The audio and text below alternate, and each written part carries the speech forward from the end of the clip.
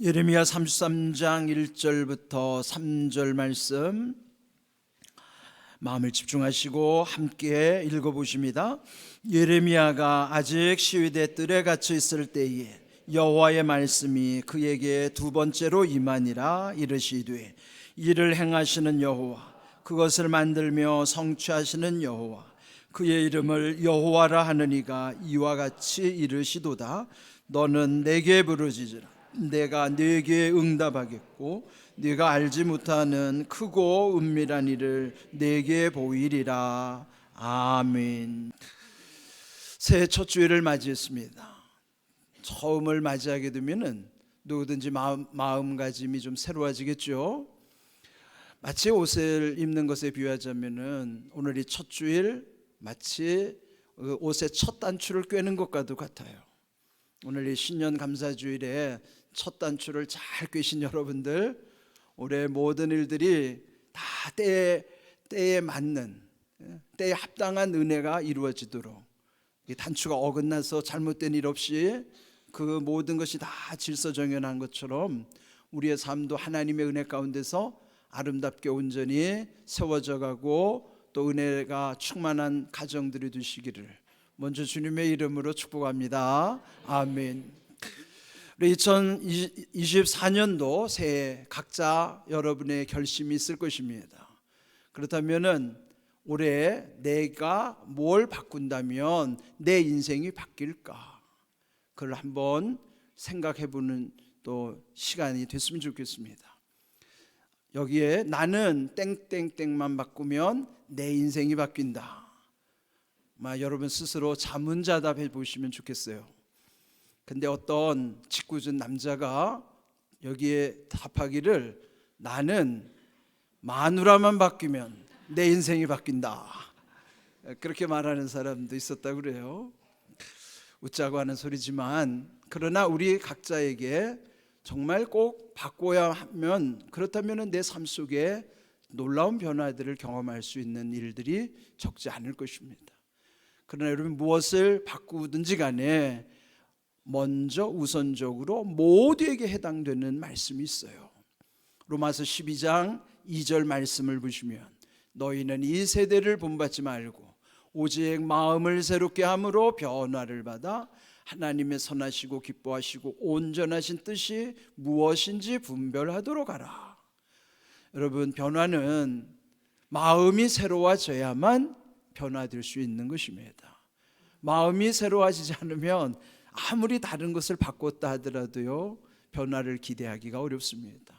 그러므로 오늘 이 신년 첫 주일, 먼저 우리의 마음을 새롭게 함으로써 올 한 해 여러분의 원하는 놀라운 변화의 해가 되기를 바랍니다. 그렇다면 이렇게 마음이 새로워질 때 그 변화로 인한 은혜가 무엇인가? 여기 중요한 것은 하나님의 뜻을 분별할 수 있게 하시겠다는 거예요. 우리가 하나님의 뜻만 제대로 분별한다 그러면은 우리 인생이 얼마나 유익하겠습니까? 근데 여기 하나님의 뜻 세 가지를 바울은 구분하고 있어요. 선하신 뜻, 기뻐하신 뜻, 온전하신 뜻. 올 한 해도 우리의 살아가는 모든 삶이 각자 다른 방식이라 하더라도, 그러나 우리의 모든 삶이 하나님이 보실 때 선하고 기뻐하시고 온전하신 하나님의 뜻 가운데서 하나님이 주시는 분별의 지혜 가운데 그 모든 일들을 감당하기를 바랍니다. 그런데 오늘 우리에게 주시는 이 말씀 속에서 이렇게 먼저 마음이 새롭게 변화될 때에, 그러면 우리의 마음이 어떠한가? 이사야 38장 3절, 내가 주 앞에서 진실과 전심으로 행하며 주의 목전에서 선하게 행한 것을 기억하옵소서. 이 기도는 히스기야 왕이 죽을 병에 걸렸을 때 하나님 앞에 금식하면서 눈물로 간구했던 내용이에요. 그런데 하나님은 그의 기도를 들으신 다음에 히스기야의 생명을 연장시켜 주셨어요. 그만큼 중요한 기도죠. 히스기야의 평소의 삶이 어떠했는가? 그런 하나님 앞에서 진실과 전심으로 행했기 때문에 그 일을 하나님께서 기억해 주십사 구했던 것이죠. 오늘 말씀처럼 먼저 우리의 마음이 새로워져 변화될 때에 우리의 마음은 한결같이 진실한 마음과 전심이란 온전한 마음, 온 마음이에요. 하나님이 기뻐하시는 마음은 진실한 마음과 온전한 마음입니다. 진실한 마음이 왜 먼저인가? 진실하다는 것은 속이지 않는다는 거예요. 있는 그대로를 주님께 내어놓는 마음이죠.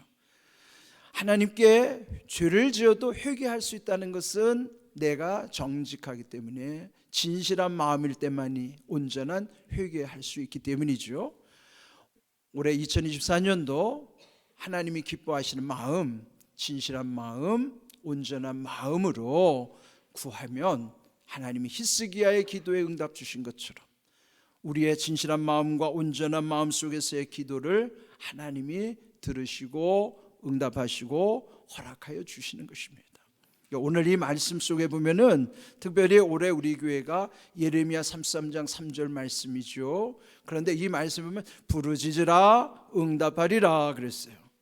응답의 약속은 먼저 부르짖으라고 하는 말씀을 순종할 때 이루어지는 것입니다.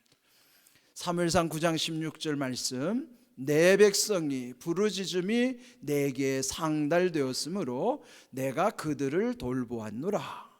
하나님께서 사무엘 선지자에게 하신 말씀이에요. 그 사무엘 시대에 그 백성이 얼마나 고통 가운데 하나님께 부르짖었는가. 여기 부르짖는다는 것은 단순히 목소리만 높인다는 뜻이 아니에요. 그 마음이 얼마나 절실하고 절박하고 간절한가. 부르짖음의 기도란 우리의 마음이 그렇게 간절함을 표현하는 뜻이죠. 그 기도를 하나님께서 들으실 때 그 표현을 일컬어서 상달되었다 하는 거예요. 일부러 한문으로 적어놓은 까닭은 상이라는 위를 향하는 거죠. 달은 도달한다는 거예요.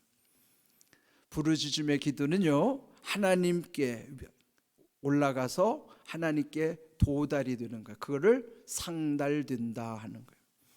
그러면 그들을 돌보았노라 하는 것은 그 부르짖음에 응답 주시는 것을 의미하는 것이죠. 그렇다면은 상달과 또 다른 말씀은 뭐냐면 아래로 도달하게 하시는 것, 그게 응답이거든요. 그 상달은 부르짖음의 기도, 하달은 응답을 내려주시는 것. 기도는요, 상달과 하달의 원리예요. 그러니까 여러분들 기도가 상달되어야 응답이 하달됩니다. 이게 기도의 원리예요.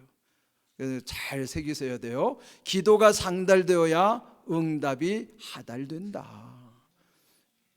이건 어디도 찾아보면 나오는지 안 나오는지 모르지만 제가 만든 말이에요. 한번 따라해 보실까요? 기도가 상달되어야 응답이 하달된다. 그렇습니다. 여러분이 기도가 올라가야 응답이 내려오는 겁니다. 올해 우리 교회 표는 예레미야 33장 3절 말씀이에요. 너는 내게 부르짖으라 내가 네게 응답하겠고 네가 알지 못하는 크고 은밀한 일을 네게 보이리라. 그런데 여기에 하나님은 어떤 하나님이신가? 응답하시는 하나님이세요. 이 시대 예레미야의 시대는요, 그 시대가 나라가 망하고 있던 때예요. 암울하고 참담한 시대에, 그러나 하나님은 예레미야에게 말씀하기를 시대가 어떠하든지 간에 부르짖으면 응답하시겠다고 말씀하시는 거예요. 새해 우리의 나라도요, 전망이 그리 밝은 것만은 아니에요.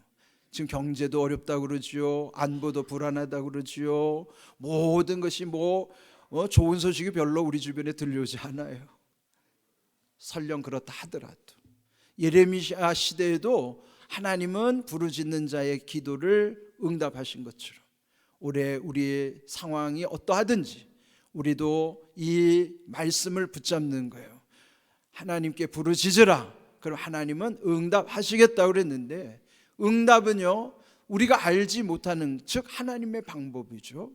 그럴 때 그 크고 은밀한 일, 우리에게 어떻게 응답 주실지 우리는 알 수 없어요. 그러나 확실한 것은 응답하시는 하나님이 크고 은밀한 일을 보여주시겠다는 거예요. 눈에 드러나게 하시는 거예요. 우리가 그를 눈으로 확인하게 하시겠다고 하는 이 귀한 약속의 말씀을 우리 마음에 새기고 살아가야 하는 것이죠. 응답하시는 하나님은요, 그보다 먼저 이미 듣고 계시는 하나님이셨어요. 민수기 14장 28절을 광야를 헤맬 때에 하나님이 진노하시면서 하신 말씀이에요. 너희 말이 내 귀에 들린 대로 내가 너희에게 행하리니. 이들은 그때 모세를 원망하고 불평했지만은 모세에 대한 원망과 불평은 하나님께 대한 원망과 불평이었던 것이죠. 그때 하나님이 말씀하기를 너희 말이 내 귀에 들린 대로 내가 너희에게 행하리라. 그 원망 불평의 말씀을 들으시고 그들에게 재앙을 내리시는 거예요. 여러분, 응답하신 하나님은 그거에 앞서서 우리가 하는 모든 말을 다 듣고 계시는 하나님이에요. 그래서 내가 믿는 하나님이 어떤 하나님인가, 나의 하나님은 어떤 하나님이신가, 기도와 관련해서 첫 번째 하나님은요, 듣고 계신 하나님이세요. 그래서 올 한 해 여러분이 입으로 얼마나 많은 말을 쏟아내겠어요. 그런데 우리가 쏟아내는 말을 하나님은 다 들으신다는 거죠. 그럴 때 여러분이 누군가를 위해서 축복하거나 또 하나님이 기뻐하시는 말에 대한 응답이 온다면 그게 복이에요. 반대로 남을 험담하거나 또 하나님이 기뻐하시지 않는 말을 쏟아놓으면 그 역시 또한 우리에게 재앙으로 다가올 거라고요. 하나님은 뿌린 대로 거두게 하시는 하나님이에요. 그래서 올 한 해 먼저 조심해야 될 거는 말 조심이에요. 하나님 우리 말을 들으신다는 걸 늘 잊어버리면 안 돼요. 그러면 우리가 말을 함부로 하지 않을 거예요. 그럴 때 우리가 하는 모든 말 속에 하나님의 어떻게 응답을 주실까 말이에요. 들린 대로 행하겠다고 하시는 행함은 응답이거든요. 그 응답은 복의 응답으로 올 수도 있지만 저주의 응답으로 올 수도 있어요. 우리가 어떻게 우리가 말하느냐에 달려 있는 것이죠. 그래서 여러분 올 한 해 먼저 말 조심하셔야 돼요. 들으시는 하나님이시기 때문이에요.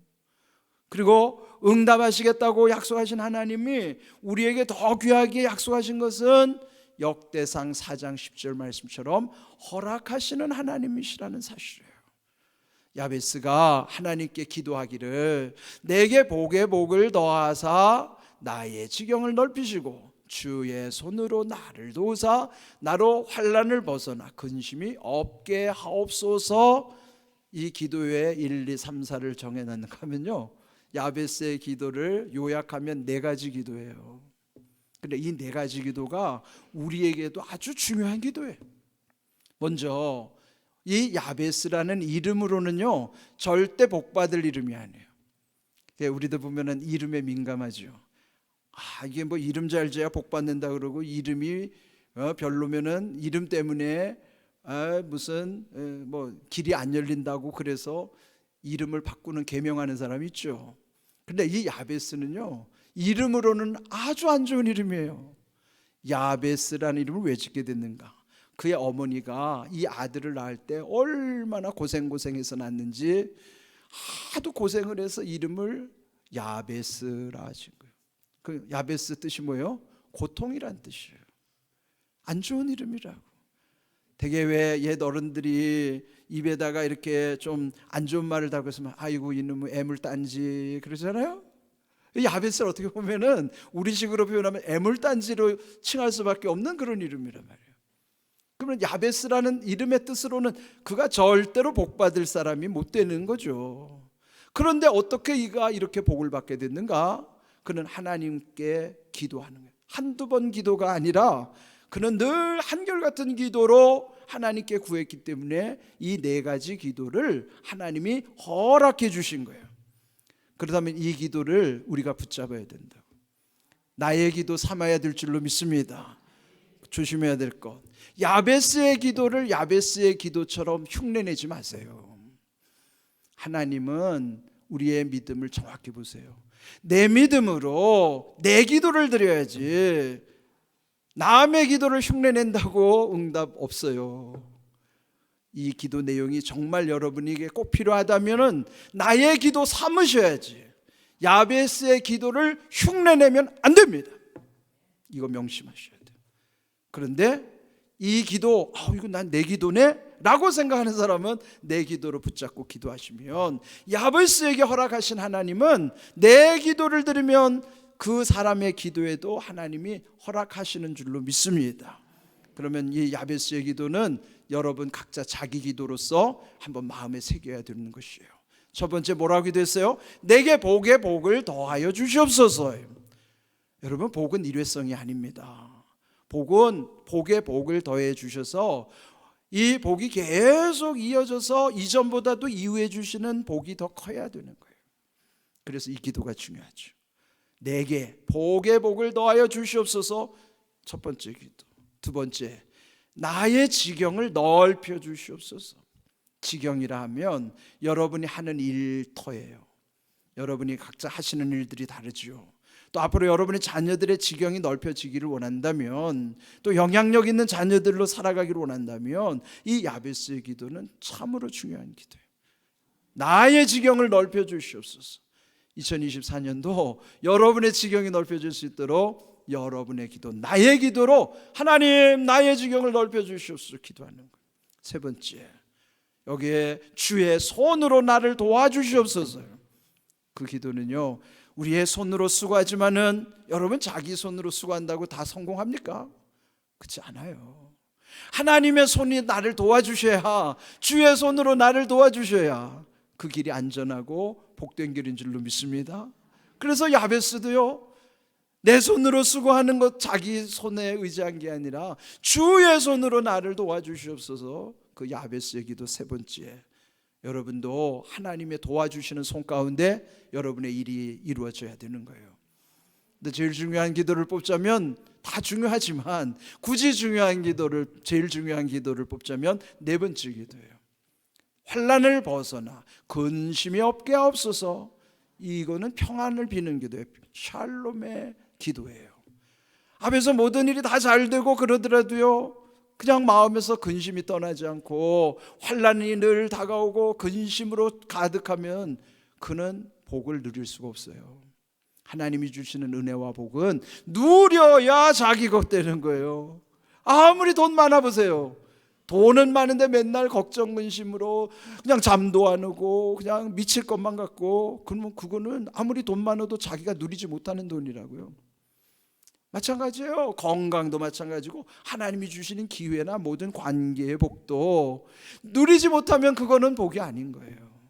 그 누리려면 어떻게 해야 될까요? 환난을 벗어나서 근심이 없어야만 누릴 수 있는 거예요. 그러니까 누리는 은혜와 복은 이 네 번째 기도, 샬롬, 평안을 구하는 기도가 이루어져야만 모든 것이 다 온전해지는 거예요. 그래서 굳이 다 중요하지만 가장 중요한 기도를 뽑자면은 네 번째, 환난을 벗어나 근심이 없어야 복을 누릴 수 있기 때문인 것이죠. 제가 충분히 설명드렸어요. 흉내내는 기도하지 마십시오. 내 기도가 되어야 됩니다. 내 기도로 붙잡으시기를 바랍니다. 자, 그런 사람들만 따라하세요. 내 기도로 붙잡을 사람만 따라하세요. 자, 첫 번째 기도, 내게 복에 복을 더하여 주시옵소서. 두 번째 기도, 나의 지경을 넓혀 주시옵소서. 세 번째 기도, 주의 손으로 나를 도와주시옵소서. 네 번째 기도, 환난을 벗어나 근심이 없게 하옵소서. 제일 중요한 거는 아멘의 고백이에요. 아멘. 오늘 신랑 신부 잘 왔어요. 이거 내일 주례사보다도 더 중요한 거예요. 이게 여러분이 이렇게 살면 평생을 복받을 거예요. 오늘 주신 말씀, 그 이제 다음 주일부터 꼭 교회 나올 거죠? 그래야 돼. 정말 하나님 잘 섬기면 복받게 돼 있어요. 이 야베스의 기도는, 그는 이름으로는 절대 복받을 수 없는 인물이었는데 그가 구하는 기도가 하나님 마음에 합한 거예요. 결론이 뭐예요? 그가 구하는 것을 허락하셨더라. 허락하시는 하나님이라. 중요한 거는 나의 하나님을 고백할 때 나의 하나님이 어떤 하나님인가를 분명히 알아야 돼요. 그래, 오늘 여기 주신 나의 하나님이 어떤 하나님인가? 들으시는 하나님, 응답하시는 하나님, 허락하시는 하나님, 내가 믿는 하나님이란 말이에요. 나의 하나님이 어떤 하나님인가 또 따라하세요. 이거 중요하니까. 나의 하나님은, 자 따라하세요. 들으시는 하나님, 응답하시는 하나님, 허락하시는 하나님. 근데 더 중요한 네 번째 어떤 하나님인가 보면요, 그 하나님은 우리를 만나주시는 하나님이에요. 예레미야 29장 12절 13절을 보시면, 너희가 내게 부르짖으며 내게 와서 기도하면 내가 너희들의 기도를 들을 것이요, 너희가 온 마음으로 나를 구하면 나를 찾을 것이요 나를 만나리라. 세상에 하나님 외에 어떤 신이 이렇게 확실하게 공약하시는 신이 어디 있어요? 우리 하나님 이렇게 좋으신 하나님, 내가 너 만나줄게. 즉 우리가 만나잖아요. 말씀 속에서 하나님을 만나고 있는 거예요. 만나주시는 하나님이란 말이에요. 나의 하나님이 어떤 하나님이에요? 만나주시는 하나님이십니다. 그런데 오늘 읽은 2절 말씀에 보면은 그 만나주신 하나님이 일을 행하시는 하나님이라는, 일을 행하시는 여호와, 그것을 만들며 성취하시는 여호와, 그의 이름을 여호와라 하는 이가 이와 같이 이르시도다. 하나님의 이름을 굳이 여호와라고 칭하는데 여호와의 뜻이 무엇인가? 여기 세 가지가 여호와의 뜻이에요. 행하시는 하나님, 만드시는 하나님, 성취하시는 하나님이 그 여호와라는 이름 속에 뜻이 있단 말이에요. 우리가 섬기는 여호와 하나님이 어떤 하나님이신가? 그런데 여기에 우리가 행하는 것 같지만 하나님이 허락하셔야 그 일이 마침내 성취되는 거예요. 완성되게 하신다는 것이죠. 그래서 여기서 일을 행하시는 하나님, 만드시는 하나님, 성취하시는 하나님, 그러면은 여기에 이 하나님이 누구의 하나님일까요? 답하십시오. 누구의 하나님이세요? 나의 하나님이셔야 한단 말이에요. 누군가의 하나님이 아니에요. 나의 하나님이셔야만 하는 거예요. 오늘 여기 나의 하나님이 이렇게 귀하게 약속하신 것을 예수님을 통해서 성취하신 거예요. 요한복음 15장 7절을 보시면 예수님이 포도나무와 가지의 관계를 비유로 설명하시는 거예요. 포도나무에서 가지가 떨어져 나오면 가지는 말라서 쓸모없이 되는 거죠. 그러면은 포도나무와 가지는 생명관계로 있어야만 거기에서 결실을 이룰 수 있는 것처럼, 마치 주님과 나의 관계는 뭔가 내가 주님 안에 거하고, 거한다는 건 그 안에서 산다는 말이죠. 또 내가 주님 안에 있을 뿐만 아니라 주님의 말씀이 내 안에 있을 때, 이 관계는 뭐예요? 떨어질 수 없는 관계예요. 분리될 수 없는 관계. 예수님은 우리하고 떨어지기를 원하지 않으세요. 잠잘 때도 우리 가운데 계시고요, 깨어 있을 때도 우리와 함께 하시는 거예요. 그러니까 늘 우리와 함께 하시는 임마누엘의 약속을 주셨기 때문에 이 관계가 분명한가를 확인하세요. 나는 사나 죽으나, 있을 때나 없을 때나, 언제든지 어디서 무엇을 하든지 나는 늘 주님과 동행하는가? 내가 주님 안에 있고 주님의 말씀이 내 안에 있는가? 분리될 수 없는 이 생명의 관계 속에서 내가 주님과 함께 살아가고 있는가? 그랬을 때는 무엇이든지 원하는 대로 구하라는 거예요. 그리하면 이루리라. 온전한 약속이에요. 그런데 우리는요, 이따금 필요할 때만 주님을 찾아요. 옷을 입을 때도 그렇잖아요. 저 오늘 꽃가를 입어가지고 저도 기분이 좋은데, 이 옷에 필요할 때, 자기 필요할 때는 붙였다가 필요 없으면 떼어놓고, 그걸 우리가 뭐라 그러죠? 그걸 액세서리라고 그런다. 액세서리는 필요하면 붙이고 필요 없으면 떼어놓고. 근데 우리 신앙도 액세서리 신앙처럼 살아갈 때 많아요. 필요하면 주님 찾고 필요 없으면 주님 안 찾아요. 그러니 이런 약속이 이루어지겠어요? 그 주님이 우리에게 기도하는 것에 대해서 허락하시겠어요? 그렇지 않아요. 하나님은 정확하신 분이에요. 분명하신 분이에요. 그러니까 우리가 주님과의 분리될 수 없는 관계 속에 살아갈 때에 이렇게 말씀대로 이루시는 은혜와 복을 체험하게도 하시고 간증하게도 하시고 마침내 누리게 하시는 거예요. 바라기는 2024년도 우리 교회 예레미야 33장 3절, 여러분 잊어버리기 쉽지 않게 333 법칙이라 말이에요. 33장 3절 말씀.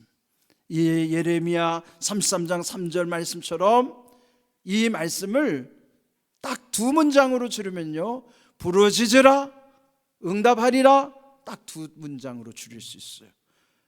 여기 이 말씀처럼 여러 가지 긴, 그러나 이 말씀 속에서 두 문장을 잊지 마십시오. 부르짖으라, 응답하리라. 잊어버리지 않기 위해서 한번 따라해 보시겠어요? 부르짖으라, 응답하리라. 부르짖으라는 명령이고요, 응답하리라는 것은 약속이에요. 하나님의 말씀은 명령과 약속입니다. 하나님은 정확히 이루시는 거예요. 오늘 여러분 이렇게 첫 단추를 다 잘 꿰셨어요? 첫 주에 이렇게 오셨으면 첫 단추를 잘 꿰은 거예요. 그러면 이렇게 주님과의 친밀한 관계 속에서 이 말씀이 그대로 이루어지려면요, 여러분 주님 떠나면 안 돼요. 언제 어디서나 무엇을 하든지 주님과 동행하고 주님의 은혜 안에 있어야만 이렇게 귀한 말씀대로 이루시는 것입니다. 응답하리라. 올해 우리 교회 표, 우리의 기도 제목처럼 올해 2024년도에는 우리의 교회를 중심으로 여러분의 가정, 여러분의 일상과 자녀들의 삶, 또 우리 나라와 민족 속에 우리가 기도할 때마다 놀랍게 응답 주시는 역사들을 우리가 함께 나눌 수 있도록, 간증하는 은혜가 될 수 있도록, 그래서 말씀대로 이루시는 은혜와 복을 체험하고 간증하고 누리시기를 주님의 이름으로 축복합니다. 아멘.